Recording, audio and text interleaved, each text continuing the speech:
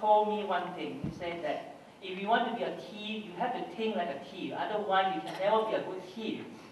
Okay? I think that is a fundamental thing that we have to know. So in order to be a businessman, you have to be able to be a businessman. You're born a businessman with the entrepreneurial type of mind. And so that's not easy. And lecturers, professors are all taught and groomed in a way to become excellent in their academic work and not become a businessman. And now you're turning them 360 degrees or 180 degrees, 180 to become a businessman, and they're putting them into what I call a position, dilemma, a dilemma for them. Now you teach or not teaching, no problem, I'm trained in that. Now doing business is completely a different kettle of fish altogether, you see, and not everyone can do it. But why are we going to that? It's because the government has been spending millions and millions of ringgit in R&D, and people are asking, hey, what have we got from all this million pumped in? Are we seeing any result or not? And that's why we are going into the commercialization. We are not actually putting in very heavy 100%, hey, you must commercialize everything. But there's about balance between academic teaching as well as commercialization. If you can commercialize what you have done in your fundamental R&D and so on, all the best. And then you got a share of the profit.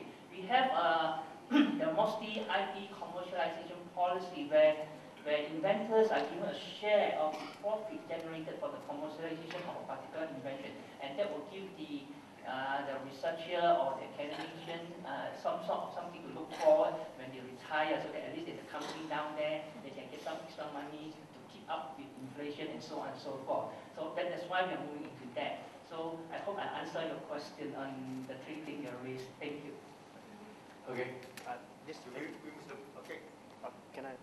Okay. Follow up. Oh yes, it's a follow up. You want a clarification? Okay. No. It's very good answers to, and I basically want to follow up on what Dr. Bajoya was talking about. There has to be a mechanism, and also like what Mr. Ong was saying, that we academics, we are not businessmen. So, are there any examples of universities that successfully implemented a way that let the academics just do the research and everything else, and formulate like a strategy or even a division that focuses more on the commercialization aspect? Because basically, rather than trying to play two sports at the same time, why don't we just focus on just one and really excel in it, and then just provide the kind of support for the academics to commercialize that? Has there been a lot of good examples in Malaysian academia? I think maybe no, there is my experience is that a lot of researchers in the university, when they got good finding from their fundamental research, they will first take a sabbatical leave and try and commercialize themselves. Okay. And my few colleagues at UKM have done that, and done it like I say, because we are academicians. So after 2 years, they realize that they are not cut in entrepreneur. So they come back. But the business continue. The business continue with their former student to lead the project. And so they will benefit in a way, indirectly, as passive shareholders.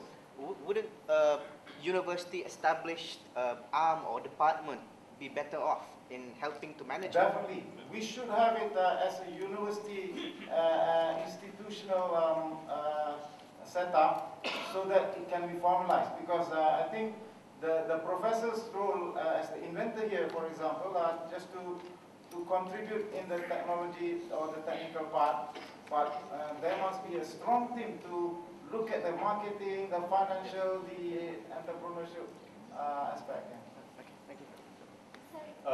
They set up their holdings. Maybe the colleagues want to share. Let me just add on. That is the purpose of having a business office within research organizations or universities. And they are the one should be armed with the business people to actually commercialize the findings of the researchers and the lecturers in the universities. First, they need to have IP policy within the organization, IP policy. Then they will have to have a commercialization policy. Then they must have a business unit with people who understand business, run by business qualified personnel, not run by scientists. A business office should not be run by scientists, must be run by people who are qualified in business. And marketing, because they have to look for the market for the various technologies developed within the organization. And so that should be how it's done. So when the drive towards commercialization, when the government is pushing, so the government is allocating funding for the setting up of such infrastructure. Yeah? So almost all the universities have commercialization offices, and all research institutes have commercialization of business offices.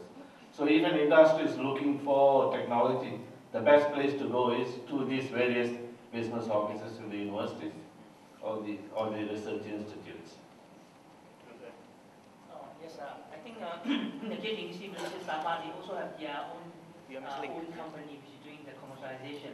And I think you signed another one, and you Kebangsaan also they have, and you see Technology Malaysia, most of them they have their own, they set a holding company to do the arm to do the commercialization. If I may say, you asked for an example. Yeah. Yes. MIT, if you look at their research and how they commercialize it. Yeah? The researchers are still continuing being researchers, and they have stake in companies. Companies are running, researchers are just advisors and technical consultants. And they are not spending their, running away to the companies. They are still researchers in the university. So this is how, when I say we need to have discipline, not running away to the company. Yeah. I know with familiar in overseas, for example, Stanford, they have a SRI. And in fact, the local IPTs, where they argue, they have their own holdings nowadays. So please, then. Thank you. Stephen Leong from Center for International Studies at Utah. I would like to ask a layman's question. In terms of patents and commercialization and so on, for a comparative perspective, how do we stand, that is Malaysia stand, in terms of inventions and so on throughout the world? When we think of invention, scientific and so on, we think of the advanced countries.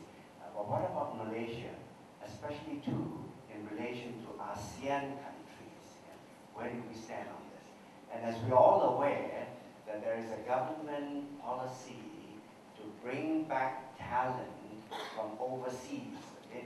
I would imagine that part of it would be also for research, development, commercialization, and so on.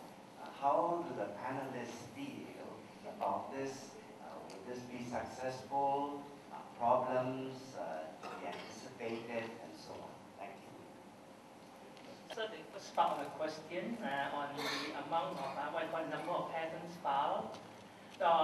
Annually, we have about 10,000 to 12,000 patent applications filed in Malaysia, out of which about 10% are filed by Malaysians.